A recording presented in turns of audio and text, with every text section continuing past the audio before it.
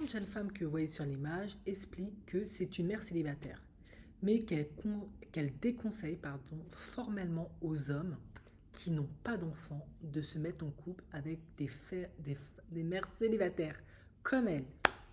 Pourquoi?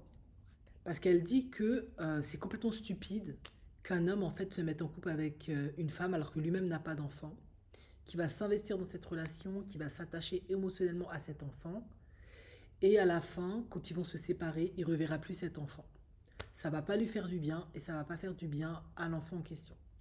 Elle a dit que en tant que mère célibataire, ce serait pour elle pas possible en fait de s'attacher à l'enfant d'un autre qui n'est pas le sien en tout cas, qu'elle pourrait jamais faire ça, que c'est stupide en fait, que c'est pas logique, que ça vaut pas la peine.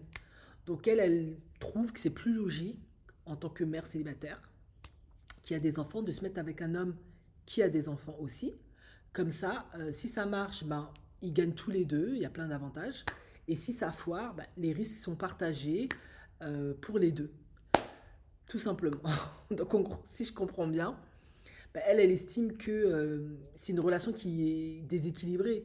Une mère célibataire, lorsqu'elle se met en couple, elle est beaucoup plus gagnante, en tout cas de ce que je comprends, de ce qu'elle dit, parce que lui, il n'a pas d'enfant, donc il va investir tout son argent, tout son temps, toute son attention, émotionnellement, il va s'investir, il va tout donner là-bas, pour elle et ses enfants, alors que c'est même pas sa descendance, rien à voir. Et si elle demain, parce que ça marche plus ou parce qu'elle n'a plus envie, ben, elle part avec ses gamins, avec tout ce que lui a donné, que elle aussi, elle aura donné aussi, elle aura aussi donné des choses, et lui va se retrouver tout seul comme un con. Et voilà quoi. Donc elle trouve que ça vaut pas la peine. Qu'il vaut mieux que des personnes qui ont des enfants se mettent avec des personnes qui ont des enfants. Bon, je sais pas ce que vous en pensez.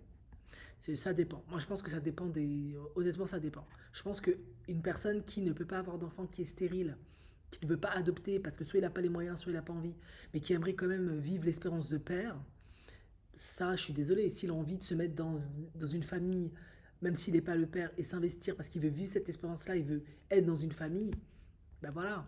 Lui, il aura peut-être pas le sentiment qu'il est perdant, même si malheureusement, à la séparation, il ne voit plus les enfants. Et d'ailleurs, souvent dans ce cas de figure-là, parfois les mamans ne sont pas réticentes à ce que les enfants continuent à avoir le beau-père.